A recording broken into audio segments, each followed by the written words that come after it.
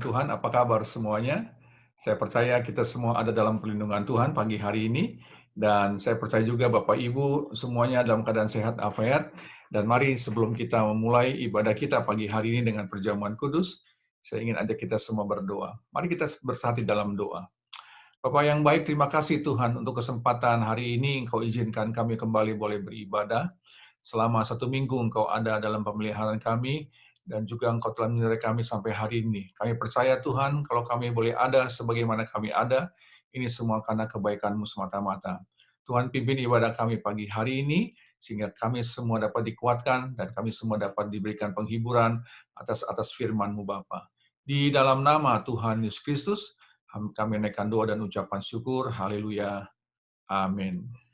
Bapak Ibu salam Tuhan, pagi hari ini kita kembali memasuki di dalam awal bulan, dan kita akan kembali bersama-sama akan menikmati dalam perjamuan kudus. Untuk itu Bapak Ibu jangan lupa persiapkan perjamuan kudus dekat Anda, sehingga seusai firman Tuhan kita akan sama-sama masuk ke dalam perjamuan kudus. Pagi hari ini saya akan sharingkan firman Tuhan, yang sebagaimana Tuhan tahu dalam hati saya ingin bagikan kepada Bapak Ibu untuk kita sama-sama belajar. Ya, apa yang kita akan pelajari pagi hari ini, tema khotbah saya pagi hari ini, jagalah dirimu. Apa Bapak Ibu sekalian dalam Tuhan, tema kita pagi hari ini, jagalah dirimu. Mengapa kita perlu menjaga diri kita? Dalam hal apa kita harus menjaga diri kita? Ya, karena kita sebagai anak Tuhan, tentunya Tuhan punya rencana yang indah. Kita ada dalam dunia ini bukan secara kebetulan. Dan Anda sampai hari ini masih bisa beraktivitas, dan kita semua masih bisa berkumpul, ini bukan secara kebetulan. Tapi ini semua ada rencana Tuhan. Mari kita baca ayat sebagai ayat pembukaan pagi hari ini, dalam Lukas 21, ayat yang ke-34. Dikatakan demikian. Saya ingin ajak kita membaca bersama-sama. Jagalah dirimu supaya hatimu jangan syarat oleh pesta pora dan kemampuan dunia, ya, serta kepentingan-kepentingan duniawi, supaya hari Tuhan jangan dengan tiba-tiba jatuh ke atas dirimu seperti jerat. Diberkati setiap orang yang menjadi pelaku firman Tuhan. Bapak Ibu saudara Tuhan, dikatakan dalam firman Tuhan ini dalam Injil Lukas 21, diingatkan dengan kata-kata, jagalah dirimu.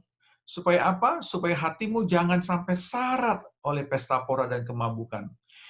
Kita tahu ini kita hidup sudah di ujung zaman. Kita hidup di akhir zaman. Banyak perkara yang sekarang sudah dibukakan oleh Tuhan. Dan saya percaya perkara demi perkara kita sudah lewati. Ya, dengan peristiwa demi peristiwa dalam dunia, kejadian alam di dunia ini. Sampai dengan hari ini, Bapak Ibu sekalian Tuhan, kalau suasana dunia seakan-akan seragam dalam menghadapi kesulitan, dalam menghadapi tantangan dalam dunia ini. Ya, yang penting dikatakan dalam firman Tuhan ini, supaya Anda dan saya jangan larut, jangan sampai kita terjebak, sehingga kita tidak lagi menjaga diri kita. Untuk dalam hal apa? Dalam hal supaya kita tetap eksis di dalam Tuhan.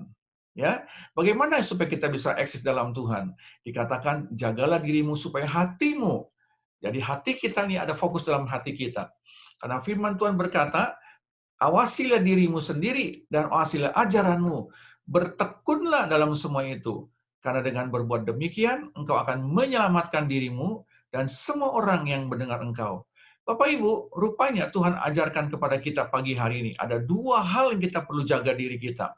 Yang pertama, itu ajaran kita. Bapak Ibu, selama ini Bapak Ibu sudah banyak menerima firman Tuhan.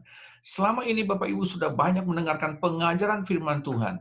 Khotbah demi khotbah, renungan demi renungan yang Bapak Ibu lakukan bersaat teduh. Itu semua merupakan ajaran yang Anda harus pegang baik-baik, seturut dengan firman Tuhan. Lalu kita harus bertekun di dalam menjalankannya. Supaya apa Bapak Ibu? Supaya Anda dan saya bisa menyelamatkan diri kita. Kita menyelamatkan diri bukan dalam arti kata kesulitan semata-mata. Kita menyelamatkan diri bukan semata-mata kita lepas dari kesulitan ekonomi, lepas dari keamanan, dari ancaman keamanan, lepas daripada segala tantangan kesulitan. Tetapi kita bisa sampai kepada yang namanya apa yang menjadi rencana Tuhan dalam hidup kita. Dan dikatakan lagi, supaya kita bisa menjadi saksi bagi semua orang. Bapak Ibu, saya percaya pada saat-saat sekarang ini, dunia sedang menantikan saksi-saksi Kristus yang sungguh-sungguh boleh menjadi berkat bagi orang-orang yang sedang membutuhkannya. Saya percaya Bapak Ibu, kalau tantangan, kesulitan masih ada, masih kita alami, ini bukan semata-mata Tuhan tidak memelihara kehidupan kita. Segala penyakit, segala tantangan yang kita sedang lakukan di dalam pekerjaan kita, dalam rumah tangga kita, dalam studi kita yang masih studi, ini semua merupakan bagian supaya Anda dan saya sedang diajar oleh Tuhan, sedang dibina oleh Tuhan, sedang di-upgrade oleh Tuhan dalam kehidupan kerohanian, dan juga dalam setiap kegiatan-kegiatan yang kita lakukan, hanya untuk supaya ada kemuliaan dan kesaksian yang indah bagi orang-orang yang belum hidup percaya kepada Tuhan. Untuk itu, Bapak Ibu saudara Tuhan, pagi hari ini lagi sekali, mari kita fokuskan hidup kita untuk sementara, kita merenungkan apa yang maksud Tuhan dalam firman Tuhan pagi hari ini. Awasilah dirimu dan awasilah ajaranmu. Saya berdoa, Bapak Ibu, dan saya berharap setiap firman yang sudah saya sampaikan, para pembicara yang sudah menyampaikan firman Tuhan melalui ibadah demi ibadah sampai hari ini, Anda boleh mencatat, Anda mencamkan, dan Anda mempraktekkan. Karena itu merupakan bagian supaya Anda tetap ada di dalam Tuhan. Nah, yang tidak kalah pentingnya Bapak Ibu saudara Tuhan, Tuhan ingatkan kembali pada pagi hari kepada Anda dan saya.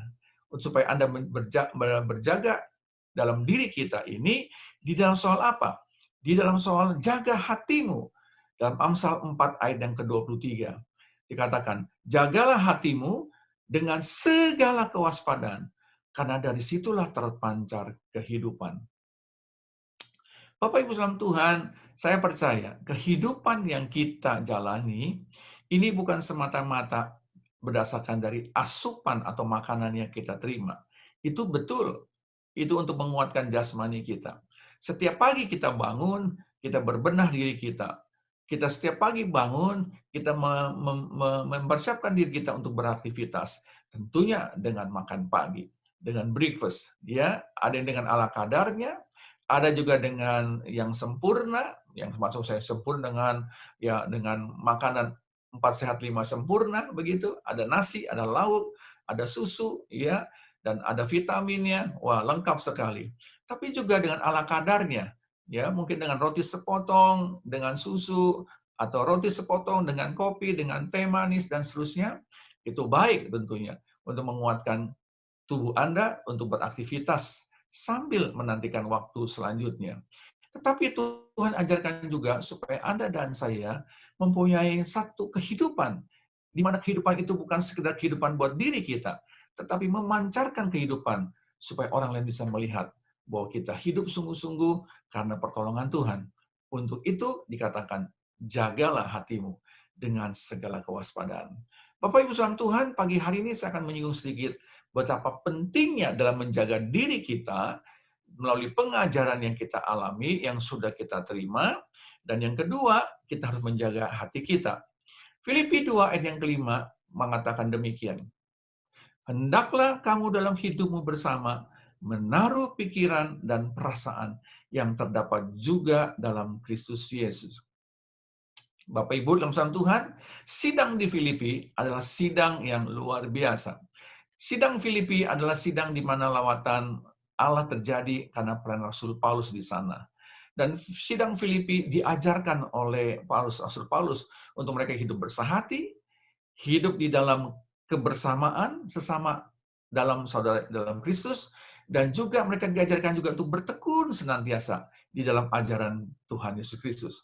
Lalu di tengah-tengah itu, sidang di Filipi diingatkan oleh Rasul Paulus. Dikatakan, hendaklah kamu dalam hidupmu bersama, menaruh pikiran dan perasaan yang terdapat juga dalam Kristus Yesus. Bapak Ibu, saya ingin garis bawahi pada pagi hari ini, yang Rasul Paulus ingatkan tentang yaitu apa? Untuk kita memiliki perasaan yang terdapat dalam Kristus Yesus. Nah, apa hubungannya perasaan yang ada dalam Kristus Yesus dengan menjaga diri kita? Apa hubungannya dengan Amsal 4 ayat 23 yang mengatakan bahwa jagalah hatimu dengan segala kewaspadaan, karena dari situ terpancar kehidupan. Mari kita dalami sedikit Bapak Ibu tentang memiliki perasaan seperti Kristus.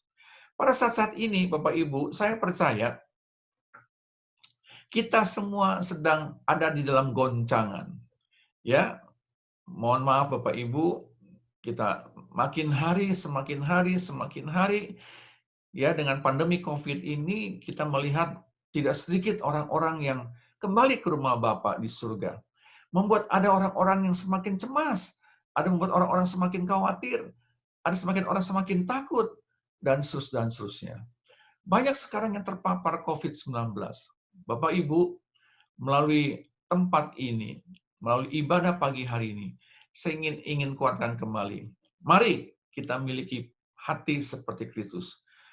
Supaya apa? Supaya kita tetap mengalami pertumbuhan iman. Kita tidak dilemahkan iman kita. Kita tidak dialihkan keyakinan kita akan pertolongan Tuhan, akan pemeliharaan Tuhan, akan pimpinan Tuhan dalam hidup kita. Bapak Ibu saudara Tuhan, Alkitab mengatakan, sebagaimana yang kita baca pagi hari ini, kita harus memiliki perasaan atau hati seperti Kristus. Kenapa? Karena perasaan ini sangat mempengaruhi pertumbuhan iman kita. Bahkan kondisi hati kita ini bisa dilemahkan oleh perasaan yang salah. Bisa menghambat pertumbuhan iman kita. Bapak Ibu saudara Tuhan tentunya ingat, ketika hati kita ada di dalam perasaan berkecamuk, rasa cemas, khawatir, gelisah, atas hal-hal yang sepele, yang belum tentu terjadi, seringkali membuat kita menjadi orang yang tidak berdaya. Yohanes 14 ayat 1 ingat, dikatakan Yesus pernah berkata, jangan sedih hatimu, tetapi percayalah kepada Tuhan. Bapak Ibu, sekarang banyak orang yang bisa mengalami kesedihan dengan berbagai macam alasan latar belakang. Ada yang kehilangan pekerjaan, ada yang kehilangan penghasilan, bahkan bukan hanya kehilangan, berkekurangan, dan terus dengan segala kondisi yang terjadi dalam kehidupan sehari-hari, membuat mereka menjadi cemas, membuat mereka menjadi khawatir. Tentunya Bapak Ibu saudara Tuhan, ini akan membuat pertumbuhan iman kita akan terganggu. Ya, saya berikan gambar seperti yang Anda lihat, yaitu seperti ada seorang yang memegang satu lingkaran yang menutupi tubuhnya, dan tubuhnya itu akan menjadi kosong. Kenapa menjadi kosong? Karena tadi itu, hal-hal yang tidak perlu kita pelihara, yang tidak perlu kita pegang, tetapi tanpa disadari kita terus nantiasa membiarkan itu menguasai hati kita, sehingga akhir hati kita menjadi kosong. Tidak lagi bertumbuh sebagaimana Tuhan inginkan. Lukas 12 ayat 25 berkata begini, siapakah di antara kamu yang karena kekhawatirannya dapat menambahkan sehata jalan hidupnya? Ya, Bapak Ibu saudara Tuhan, apakah kita tinggal dalam kekhawatiran, kegelisahan, dan kecemasan itu bisa membuat pertolongan buat hidup kita? Jawabannya pasti tidak. Malah menghambat pertumbuhan iman kita. Amsal 12 ayat 25. Jika kita membiarkan kekhawatiran dalam hati, maka akan membungkukkan orang. Tetapi perkataan yang baik mengembirakan dia. Jadi Bapak Ibu, lihat, bahayanya kalau kita membiarkan hati kita ini di dalam kegusaran. Perasaan kita ini tidak lagi ada dalam perasaan seperti Kristus. Apa yang kita akan alami kalau kita memiliki perasaan seperti Kristus? Bapak Ibu saudara Tuhan, yang kedua, kalau pertama, kalau kita memiliki perasaan seperti Kristus, kita akan memiliki kemantapan dalam iman. Kita akan mengalami pertumbuhan dalam iman. Yang kedua, kalau kita bisa memiliki perasaan atau menjaga perasaan hati kita seperti Kristus, kita bisa tetap melayani jiwa-jiwa dengan maksimal. Bapak Ibu saudara Tuhan, pada saat seperti ini, saya percaya banyak pribadi yang sedang mencari Tuhan, sedang mencari perlindungan di dalam menghadapi setiap tantangan di dalam kesulitan dalam dunia ini. Khususnya Bapak Ibu, ini bukan hanya hidup yang di kota, tetapi sampai kepada daerah-daerah. Saya berbicara kepada teman-teman yang ada di daerah. Saya berbicara kepada hamba-hamba Tuhan yang ada di daerah. Mereka mengatakan, Pak, sekarang di daerah pun sama mengalami kecemasan yang seperti di kota. Dulu mereka tidak pernah merasakan seperti ini. Ya, mereka dulu hidup dekat dengan ladang, hidup dengan penghasilan dari ladang mereka. Tetapi sekarang ladang mereka pun di samping sedang mengalami masa-masa kesulitan, ditambah lagi dengan masalah pandemik ini. membuat mereka semakin sulit untuk berhubungan dengan atau bersosialisasi. Tetapi puji Tuhan, ada beberapa anak-anak Tuhan yang menjadi saksi di tengah-tengah kesulitan di kehidupan mereka. Saya terhibur dan saya dikuatkan mendengar kesaksian hamba-hamba Tuhan, orang-orang yang ada di daerah-daerah. Mereka terus bercocok tanam, mereka terus melakukan aktivitas mereka. Tentunya mereka tetap bersandar dan mengandalkan kekuatan Tuhan. Bahkan mereka bisa menjadi saksi bagi orang-orang yang belum percaya. Mereka bisa melakukan aktivitas mereka dengan baik dengan perlindungan Tuhan. Bapak Ibu dalam Tuhan, saya ingin mengingatkan kepada Bapak Ibu yang sedang beribadah pagi hari ini. Mari, ketika kita punya kerinduan untuk melayani jiwa, tetaplah memiliki perasaan seperti Kristus supaya kita bisa melayani dengan maksimal. Saya lihat ada satu firman Tuhan, kalau orang yang punya hati seperti Kristus, yang menjaga dirinya, menjaga hatinya seperti Kristus. Matius 14 ayat 14 dikatakan seperti demikian. Ketika Yesus mendarat, ia melihat orang yang besar jumlahnya. Tergeraklah hatinya oleh belas kasihan kepada mereka. Dan ia menyembuhkan mereka. Bapak Ibu, di dalam Tuhan, kalau kita lihat apa yang Yesus lakukan untuk pada jiwa-jiwa, dasarnya adalah perasaan hatinya adalah belas kasihan. Bapak Ibu, kalau Bapak Ibu yang hari-hari ini sudah ditolong Tuhan, Bapak Ibu yang hari-hari ini sudah pernah dikuatkan oleh Tuhan, milikilah belas kasihan kepada jiwa-jiwa. Perhatikan orang-orang yang ada sekeliling Anda. Perhatikanlah orang-orang yang dekat dengan Anda. Kalau Anda bekerja, lihat sahabat kerja Anda. Kalau Anda berbisnis, lihat kolega, teman bisnis Anda. Kalau Anda ada di tengah-tengah keluarga, perhatikan sanak saudara, sehingga mereka juga bisa mendapat berkat kesaksian dalam kehidupan saudara, melalui uluran-tuluran tangan saudara, melalui perhatian saudara, melalui dukungan doa saudara sekalian. Bapak Ibu, jangan kita hanya berfokus kepada diri kita. Jangan kita hanya berfokus kepada kesulitan tantangan yang sedang kita hadapi. Mari kita melayani jiwa-jiwa seperti Yesus Kristus. Dikatakan Lukas 7 ayat 13, ketika Tuhan melihat janda itu, tergeraklah hatinya oleh belas kasihan. Lalu ia berkata kepadanya, jangan menangis. Bapak Ibu, Yesus datang ke dunia bukan untuk dirinya. Yesus datang ke dunia untuk melayani. Dan dia buktikan dengan kehadirannya di tengah-tengah setiap pribadi yang membutuhkannya. Bapak Ibu, saya mau berdoa kepada Bapak Ibu sekalian yang saat ini sedang satu masalah, bahkan sedang mengalami penyakit. Dengar baik-baik, Anda ada bersama dengan kami. Anda ada bersama dengan Tuhan. Anda bersama dengan kita semua. Kita seperasaan, kita sepenanggungan. Dan saya ingin kuatkan kembali Bapak Ibu. Jangan Anda biarkan hatimu terus dalam keadaan gusar. Anda dalam keadaan lemah. Ingat, Tuhan ada bersama dengan saudara. Tuhan sedang memperhatikan kehidupan saudara. Tuhan punya belas kasihan kepada saudara. Tetaplah kuat, karena Tuhan tidak akan membiarkan saudara. Karena Tuhan sampai hari ini, dia tetap memperhatikan setiap umatnya. Untuk itu Bapak Ibu saudara Tuhan, kita belajar untuk bisa menjadi orang Kristen yang bisa menerima berkat pertolongan Tuhan. Karena Markus 8 ayat 32, kembali ayat ini mengatakan bahwa Yesus pernah tergerak hatinya oleh belas kasihan kepada orang banyak yang mengikuti dia. Sudah 3 hari mereka mengikuti Yesus dan mereka tidak punya makanan. Bapak Ibu salam Tuhan, ini satu kisah bagaimana satu hari ketika Yesus berkhotbah di hadapan 5.000 orang. Dan kita tahu kisahnya bagaimana 5.000 orang ini rupanya ada sebagian dari mereka yang mengikuti Yesus selama 3 hari mengikuti Yesus. Bapak Ibu dengar baik-baik. Bicara soal belas kasihan Tuhan. Ketika Yesus memperhatikan mereka yang mengikut Yesus, mereka hanya mengikut, belum melayani. Tuhan perhatikan, Tuhan pelihara. Dikatakan bahwa beri mereka makan. Ketika mereka mendengar khotbah Yesus, setelah mereka berhenti mendengar khotbah Yesus, murid Yesus mengatakan, suruh mereka pergi. Yesus berkata, jangan mereka tinggalkan tempat ini, tapi beri mereka makan. Lalu mereka mengatakan, murid-murid berbantah-bantahan, untuk orang sedemikian banyak, bagaimana kita bisa memberi makan? Tetapi puji Tuhan, Yesus punya hati yang luar biasa. Dengan belas kasihannya kepada orang-orang yang datang dan mereka yang kelaparan.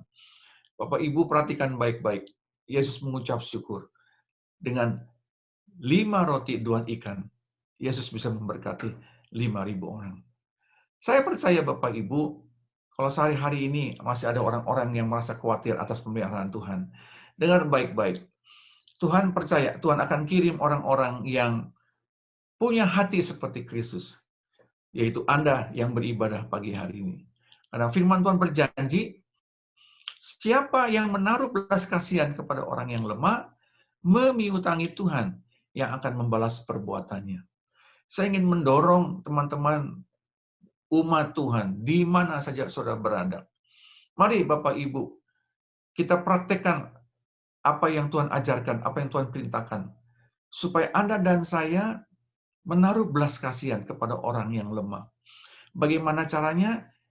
Dengan memiliki perasaan seperti Kristus. Anda perlu bergaul dengan Tuhan. Anda perlu hidup dekat dengan Tuhan. Dan ketika Anda hidup dekat dengan Tuhan, praktekkan memiliki belas kasihan kepada setiap orang-orang yang ada sekeliling kita.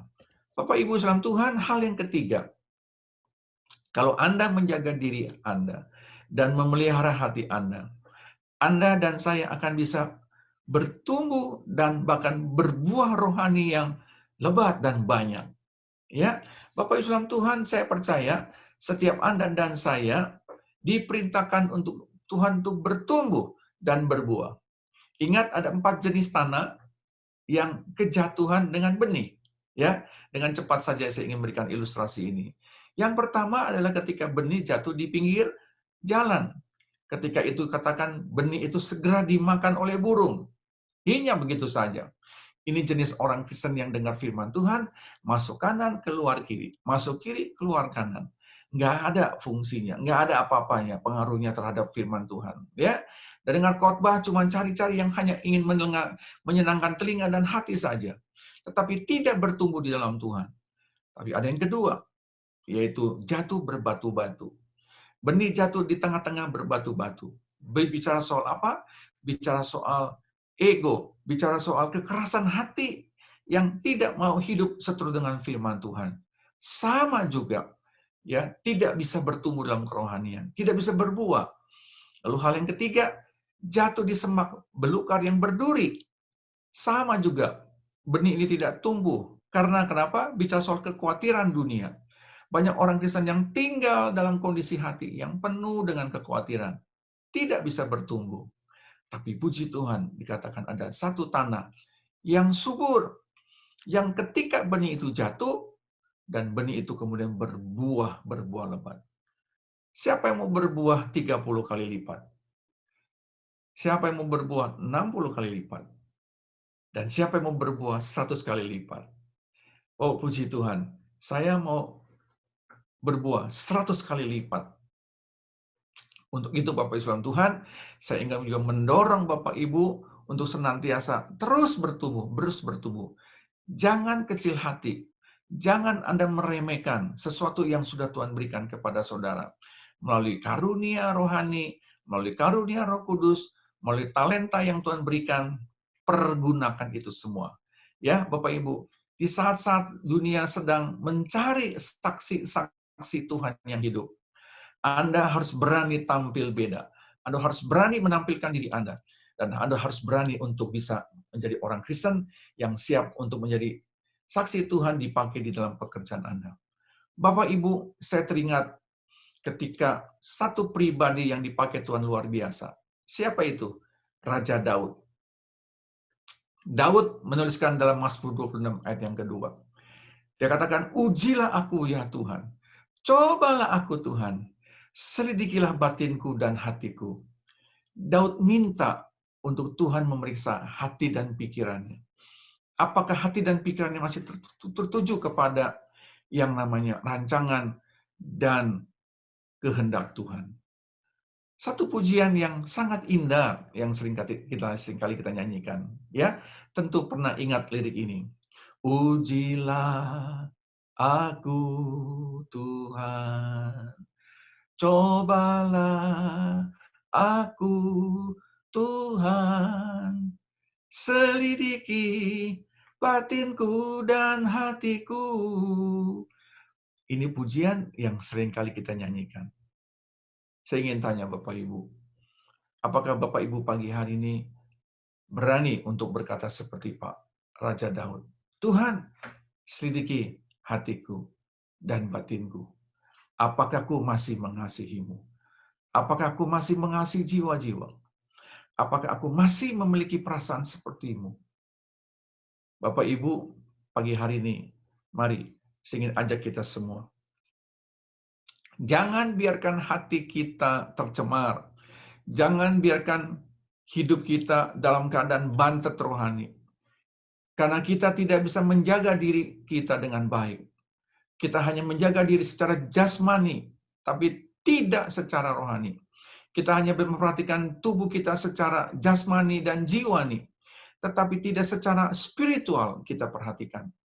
Tapi pagi hari ini saya ingin ajak kita semua berfokus kepada kehidupan untuk supaya kita bisa memancarkan kehidupan seperti yang Tuhan inginkan.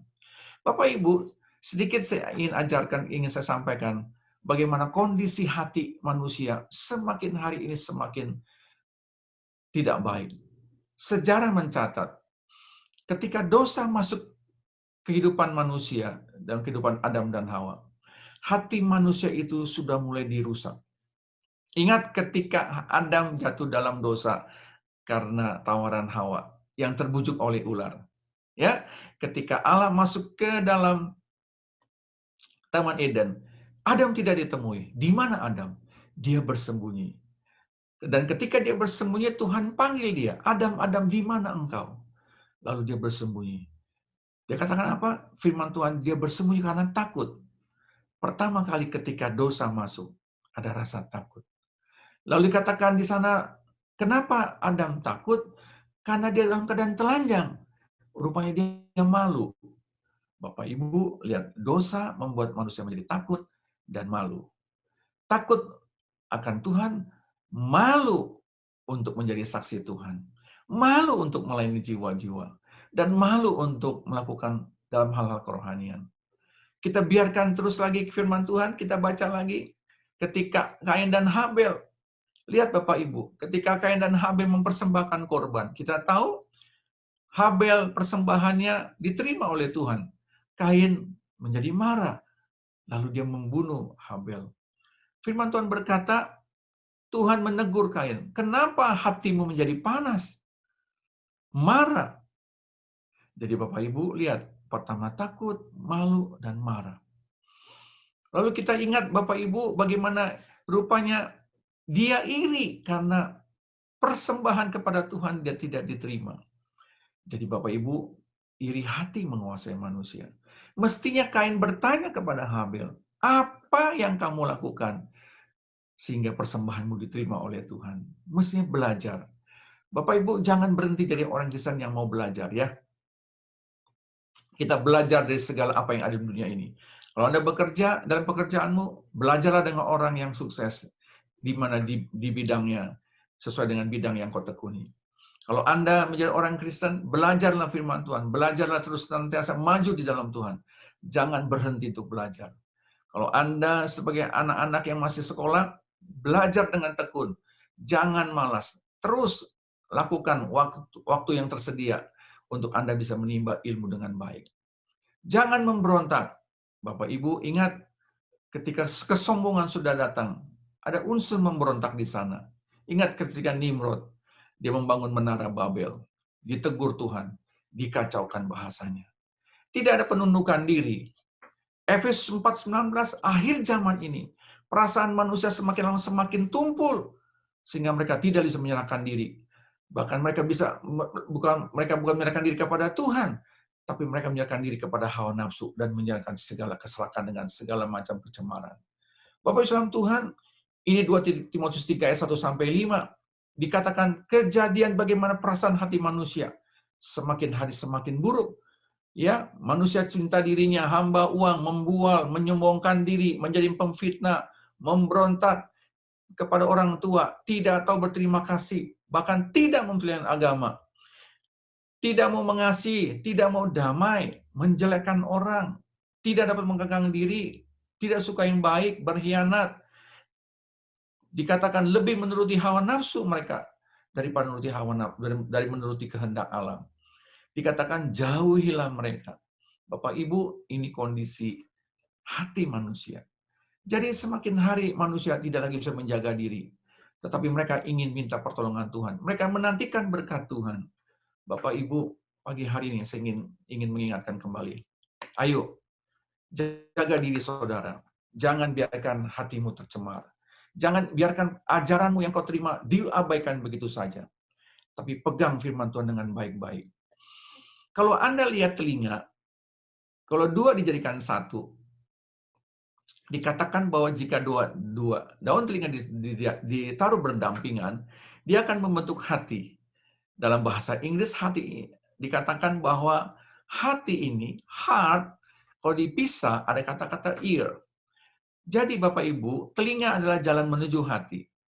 Jika hatimu ingin memiliki seperti perasaan Kristus, jaga hatimu tetap bersih, jangan biarkan mendapatkan berita-berita yang membuat Anda lemah.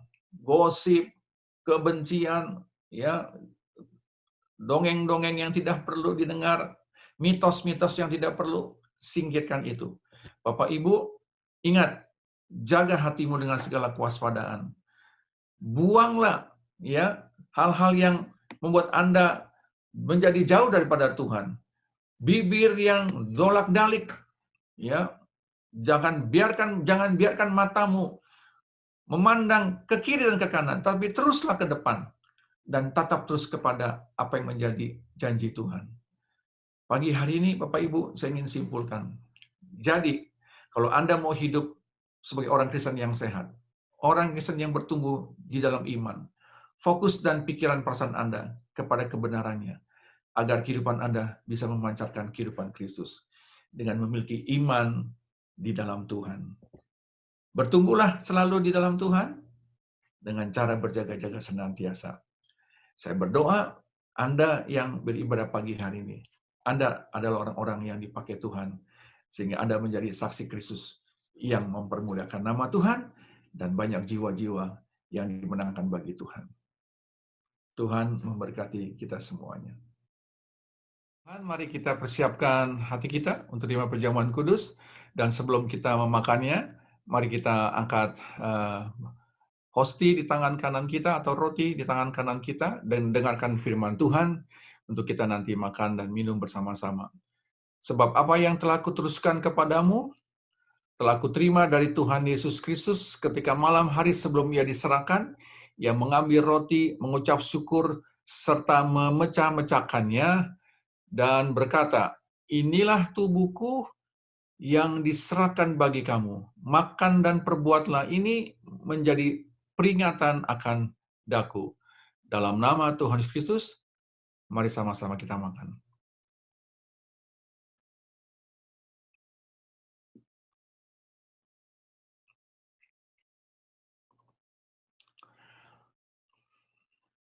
Mari angkat cawan anggur di tangan saudara tinggi-tinggi dan dengarkan firman Tuhan. Demikianlah juga Yesus mengambil cawan sesudah makan dan ia berkata, cawan ini adalah perjanjian baru yang dimeteraikan oleh darahku.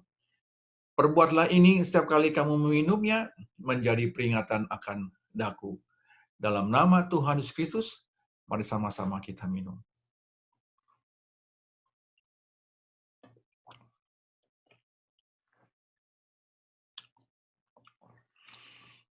Mari kita bersatu dalam doa, Bapak Ibu. Sementara saya berdoa, Bapak Ibu juga bisa menaikkan doa syafaat. Dan kalau ada sesuatu yang Bapak Ibu yang ingin doakan, bisa silangkan tanganmu di atas dadamu, dan saya mau berdoa dari tempat ini. Bapak yang baik, terima kasih Tuhan, kalau hari ini kami boleh kembali beribadah, dan kami boleh bersekutu dengan Engkau melalui perjamuan kudus. Secara khusus Tuhan, sebelum kami mengakhiri ibadah kami pagi hari ini, hamba mau berdoa Tuhan, untuk umat-Mu di mana saja mereka berada. Yang pada hari ini Tuhan, yang baik bersama-sama dengan beribadah maupun yang tidak sempat mengikuti ibadah, dalam keadaan sakit, dalam keadaan tidak berdaya. Tuhan, kiranya Engkau dengar permohonan mereka. Apa yang menjadi kerinduan dan hati mereka. Tuhan, biarlah Engkau buka jalan. Engkau yang menolong setiap mereka, Tuhan. Sebagaimana firman-Mu yang mengatakan bahwa kami ingin belajar untuk memiliki perasaan seperti-Mu. Menjaga hati kami, menjaga hidup kami, sehingga kami boleh menjadi berkat buat orang-orang di sekeliling kami. Kami boleh bertumbuh sebagaimana kehendak-Mu, Tuhan. Bapa di surga, jamah buat mereka yang sedang sakit. Kalau mereka terjangkit COVID, Tuhan lindungi mereka. Bungkus dengan kuasa darah-Mu, paru-paru mereka, jantung mereka, ginjal mereka, bahkan seluruh anggota tubuh mereka. Tidak ada satupun yang terpengaruh karena virus COVID-19 ini. Bahkan Tuhan, kami percaya Engkau yang akan menjagai juga setiap pekerjaan dan usaha umat-Mu. Di mana mereka bekerja, di mana mereka berusaha. Di tengah-tengah masa kesulitan ini Tuhan, biarlah mereka sungguh menjadi anak-anak-Mu yang menjadi saksi yang nyata karena pertolongan-Mu Tuhan. Tuhan, berikan hikmat para bisnismen, para karyawan. Tuhan, biarlah mereka tetap bersandar penuh dengan pertolongan-Mu, dengan kekuatan-Mu. Sehingga mereka Tuhan bisa tetap kuat menjalankan kehidupan mereka. Terima kasih Bapa di surga. Berkati para suami, para istri, dan anak-anak. Ikat mereka dengan tali kasih-Mu Tuhan. Bahkan kuasa Roh Kudus yang senantiasa melindungi dan memampukan mereka untuk mereka bisa ada di dalam pekerjaan dan aktivitas mereka. Terima kasih Bapa di surga. Terima kasih Tuhan. Dan juga tak lupa kami berdoa untuk Indonesia, negara bangsa kami tercinta. Untuk Singapura, Malaysia, sampai kepada negara-negara di seluruh dunia yang sedang mengalami pandemi COVID ini yang belum berakhir. Tuhan, pakai Tuhan setiap kepala negara, para pemimpin negara, Bapak Jokowi dengan menterinya, dengan seluruh aparat di daerah, Tuhan mereka sanggup untuk menolong rakyat Indonesia dari segala kesulitan tantangannya. Karena Engkau yang mengurapi dan menolongnya Tuhan. Terima kasih Bapa di surga, terima kasih Tuhan. Lagi sekali, hamba mau serahkan seluruh umat-Mu di mana saja mereka berada. Kalau mereka hati mereka sedang gelisah, kalau mereka sedang bimbang, kalau mereka sedang khawatir, Tuhan kuatkan hati mereka, jamah hati mereka Tuhan. Sebagaimana tangan-tangan yang diletakkan di atas dada mereka. Biarlah urapan-Mu boleh mengalir, sehingga hati mereka tetap terhibur, dan pikiran mereka tetap fokus kepada firman-Mu, sehingga mereka bisa beraktivitas dengan maksimal. Terima kasih Tuhan Yesus. Jemaat yang kasih Tuhan, ibadah kita sudah selesai. Mari angkat kedua tangan-Mu untuk terima berkat Tuhan. Terimalah berkat damai sejahtera Allah Bapa di surga, cinta kasih penyertaan Tuhan Yesus Kristus. Ketika engkau ada di rumah, bahkan ketika engkau meninggalkan rumah untuk beraktivitas dalam pekerjaanmu di kantor, dalam perjalanan menuju klien-klien, bahkan Anda ketika berdagang di toko, engkau ada dalam perlindungan Tuhan, engkau dijauhkan dari segala mara bahaya dan gangguan orang jahat, bahkan dari segala penyakit, engkau ada di dalam kekuatan bersama. Persekutuan Roh Kudus menyertai kehidupan kita sekalian, mulai hari ini sampai Maranatha, Tuhan Yesus datang yang kedua kali. Dan setiap kita yang terima berkat Tuhan, sama-sama berkata, amin. Tuhan memberkati, selamat hari Minggu, dan tetap semangat di dalam Tuhan.